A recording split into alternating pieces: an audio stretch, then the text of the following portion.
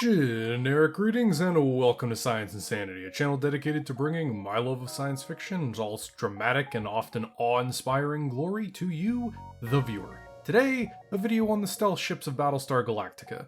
This is a soft sequel to my video on the different types of colonial vipers because one of the most common comments was, why no Blackbird? Where Blackbird? Why no stealth viper? Now, while I could give you a long-winded explanation about how I don't consider the Blackbird to be a viper, or how I think that calling it a fighter or comparing it to them because it looks similar is silly, instead, the real reason. I forgore. I'm sorry. So today, instead, we're covering the inception, use, and evolution of stealth tech in Battlestar Galactica to patch over all of the stuff that I totally didn't forget about and was a direct creative decision on my part. But first, if you'd like to support Science Insanity directly, check out our Patreon, and if space shekels are in short supply, consider dropping a like, sub, share, all that good stuff, since every little bit helps and I appreciate it greatly. Sci also has a Discord, so if you want to join a small community of like-minded turbo nerds, then check out the link in the description below. And with that, let's begin. Except I lied. Science Insanity brand drinking game time. Let's go. After writing the script, I realized I said the word Dradis a gigafucktillion times, so every time you hear the word Dradis after this sentence, take a shot. And remember, say hi to God for me after the video, or whenever you get to heaven. Now, here's the thing. Before we can dive into Battlestar Galactica's stealth, we need to talk about Dradis, what it is and how it works. For the average person watching the show or playing Galactica Deadlock, the Dradis system is just fancy radar. Ooh, it's spinning radar line, but in 3D, we're in the future now, lads. But in reality, a ship's Dradis system is significantly more advanced and way more important to the ship's function than just finding things out there in space. While radar signals and returns are a component of a Dradis system, the array is also capable of detecting, tracking, and tracing everything from the particle emissions of various engine systems, the energy output of jump drives or reactor signatures, and even just general materials and anomalies out there in space. It can even detect trace particles and elements like radiation or the materials that make up nuclear weapons, even through their shielded warheads. A ship's Dradis system is essentially a version of super radar mixed with every other type of detection and sensor system you can imagine, all mashed up together into one package. It's also way more important since Dradis is also responsible for navigation and relative maneuvering. The thing most people don't know is that colonial vessels, they don't actually use any of the cameras or windows to navigate or fly. Sure, the Vipers and Raptors, small ships, really might use them in combat, but across the vast distances of space, pretty much all colonial vessels rely on the Dradis computer to plot courses, hold relative bearings, and navigate around each other. So it's a really powerful, very versatile, and incredibly important system. So out of everything on a colonial ship, the Dradis is usually one of the most well-maintained and well looked after. And that creates some issues for stealth. Because how do you hide from something that not only pings you with radar, but can also see your reactor engine emissions and can scan you to find things like active nukes? Well, you don't. Which is why, for the most part, stealth is an extremely rare feature. There are only 4 cases of stealth ships ever in Battlestar Galactica. One was partial stealth, one could only be used for short periods of time and at long range, one might not actually have worked, and one was the Blackbird. Let's start with the earliest examples of the Colonials trying to get a ship to be top sneaky. The Orion class. The Orion pocket battlestars, affectionately named half-pints despite being like 1/10 the size of a regular battlestar, were built with special systems to allow them to escape Dradis target and sensor lock. You see, in real life, once a detection system locks on to something, it's usually quite easy for it to stay locked on, and only things like electronic countermeasures such as jamming or active countermeasures like chaff can shake that lock on. Don't at me, I know that's not entirely true, but it works. Please calm down, milsim nerds, I don't have time to go over a thesaurus and a textbook to explain how radar and tracking works, but it works the same for Dradis in Battlestar Galactica. While it couldn't make itself invisible to Dradis, it could break that lock-on by altering its emission, Dradis return signal, and reactor signature. So an enemy's Dradis would freak out and misidentify the Orion and eventually fail to keep an actual target lock. And you might say, well, that's not super useful, they can still tell you're there, Dradis can see you, they just can't tell what you are. Here's the thing though, in the midst of large battles, the signal could easily become confused with a squadron of Vipers, or a much larger battleship, or as we see in the Battle of New Caprica, a very large swarm of missiles or drones. You know, Dradis can see it, it just can't tell what it is. That also means you can't lock weapons onto it. You can't target your main guns on it, nor can you fire guided missiles at it. To actually hit it with anything of significant damage, you're kinda gonna have to eyeball its location and pray when you fire. So the Orion's proto-stealth could be incredibly useful in battle, and without the ship was supposed to be a hit-and-run raider-style vessel, it made actually escaping bad odds possible.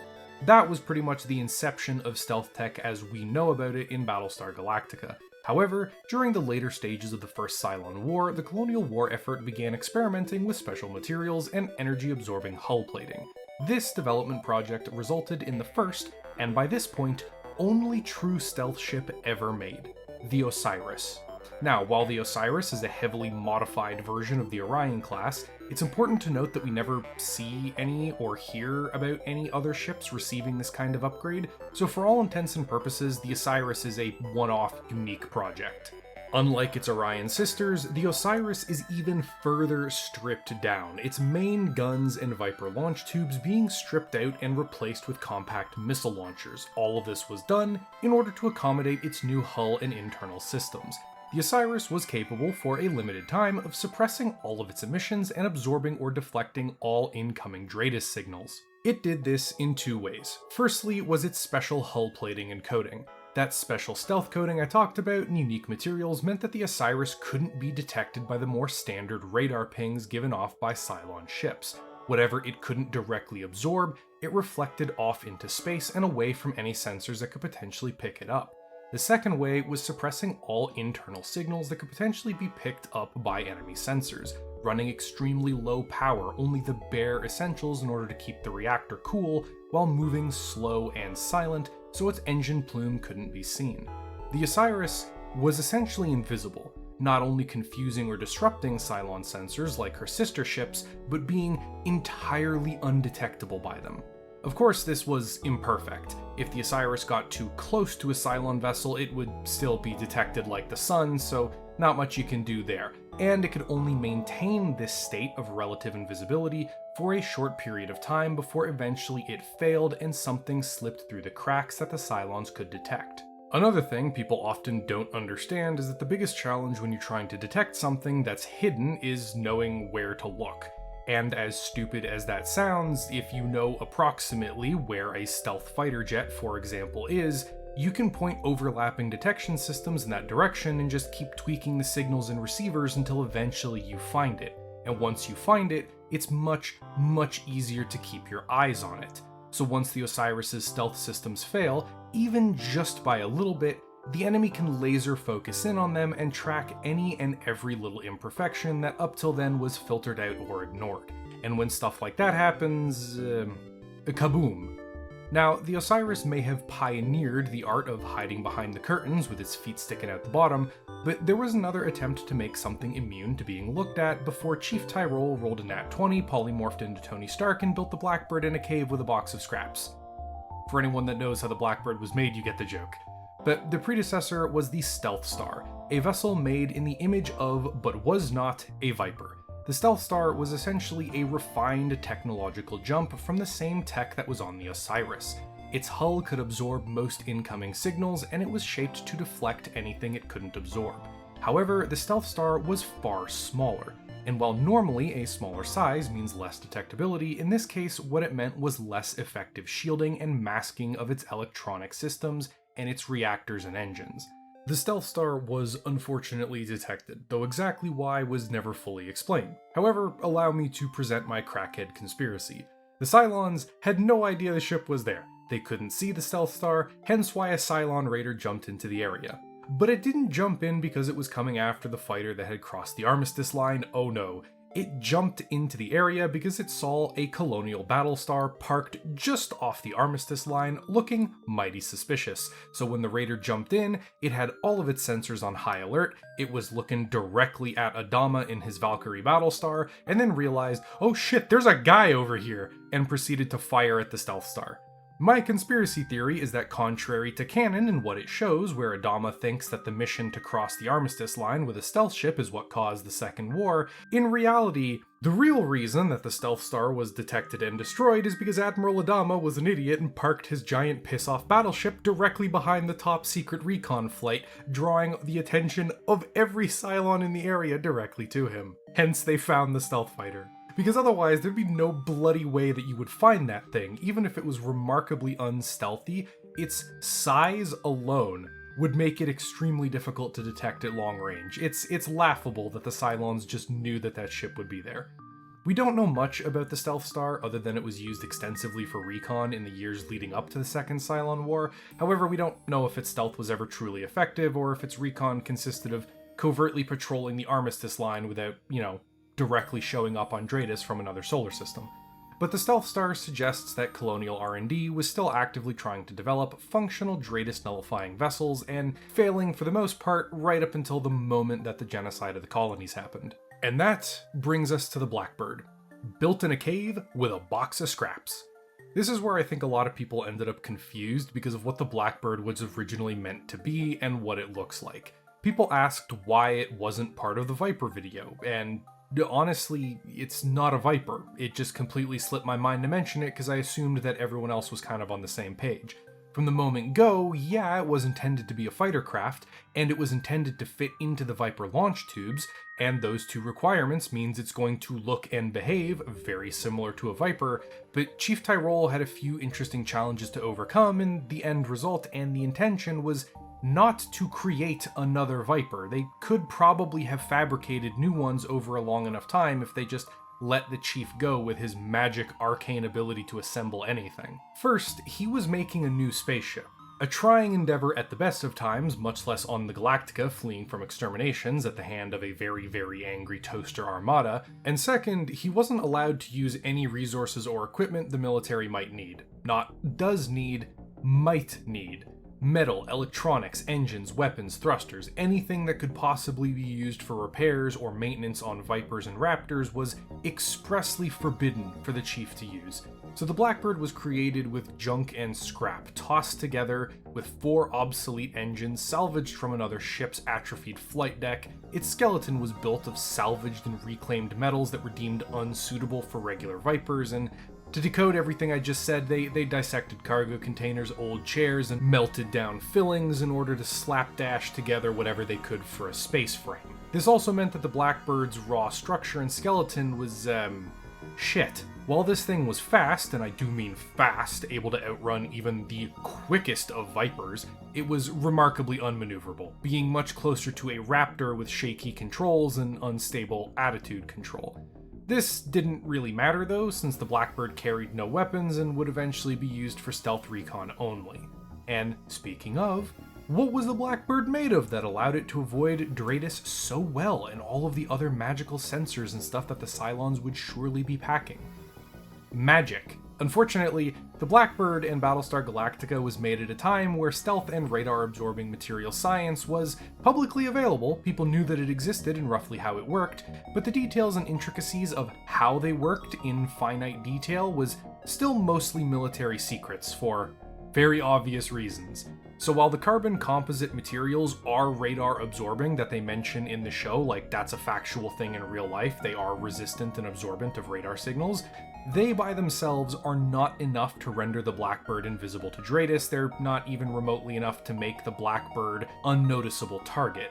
In fact, with the remarkably hard lines and huge sections of greebles, overlap, and flat angles, the Blackbird would most likely be low detectability, but sure as hell not invisible like is portrayed, and from certain angles it would light up like the sun on Dradis. So it's highly unlikely that just that alone would actually work.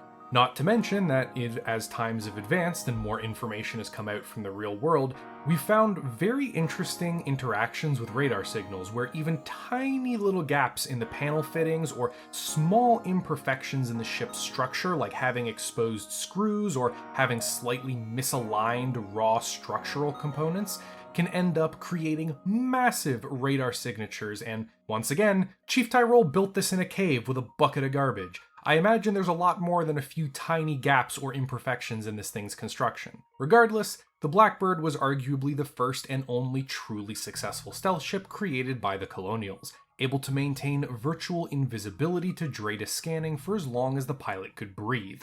As long as they had air, they could just sit in the ship, cruise around with the engines off, and snap pictures. And here's one of, arguably, the best advantages that the Blackbird has. It's almost all analog, and it's very difficult to figure out where the thing is. You see, like I mentioned, the biggest problem in stealth is figuring out where something that could be stealthy actually is, because if you're not looking in the right direction, it doesn't matter whether or not its stealth is garbage, you're never going to find it. So let's start with the Blackbird being analog, because advanced electronics or components weren't really available. The Blackbird's controls are tied to the control stick in much the same way that a World War II fighter was. So that's why Kara Thrace, Starbuck, had quite a bit of an issue piloting that thing initially, because while it did have some computer systems, they weren't able to fully compensate for the ship's movement. She had to do a lot of that flying manually, by instinct and feel, which is extraordinarily difficult to do in space when you have virtually no feedback on the ship's movement. What this meant, though, is that by connecting the RCS thrusters to this analog input, even with the engines off, the batteries disconnected, the main reactor cold, the Blackbird could still maneuver slightly with its thrusters, and as we talked about, Dradis not only detects physical objects, but also energy signatures.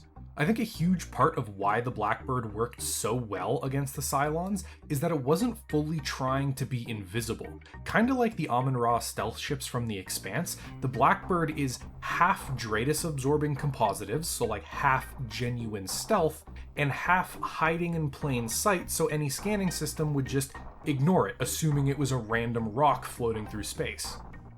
Overall, the Blackbird, named Laura, by the way, is a weird techno masterpiece of a stealth fighter that represents the culmination of colonial science. That is, a greasy mechanic casually creating the thing that stumped the entirety of colonial R&D, and doing so as a hobby in between fighter jet repair, fighting for civil rights, and boning his wife. Godspeed, Chief. Godspeed, you glorious bastard. So while this episode was most likely not what you were expecting and not as in-depth on a single topic as I would like, them's the breaks. There just isn't enough info out there to really dig into without huge amounts of speculation on my end. So I tried to keep things as interesting as I could while we learned about Dradis and stealth and the development of it across the Battlestar Galactica IP. And with that, the video is over, but before we fully end off, a huge thanks to all of Science Insanity's patrons. I appreciate you guys immensely, with a special thanks to all of the members of the $5 tier. David G, the original, Augie, 11 Bravo Crunchy, Terry Higgins, Pedro Munaz, David G, the other one, Silencer, Vox Apollyon, Phoenix, BT Legend, Electroboy 11, Logan Maynard, Mickey, David Armand, Creedome, Robin Stappet, Fenrir Striker, Tachi Tukane, He's Deb, Pixie, Vertus, Fabric 445, Anchovy Bob, Mini Crustacean, Charles the Snep, Polly, Eric Jones, Joseph Holiday, Zombie the Zerker, and David B. Oh my god, more new people, wonderful, and the Davids keep growing. How many Davids are we gonna have in here, man? Jesus. And with that, the video is fully over. Thank you very much for watching. Outros are hard. Goodbye.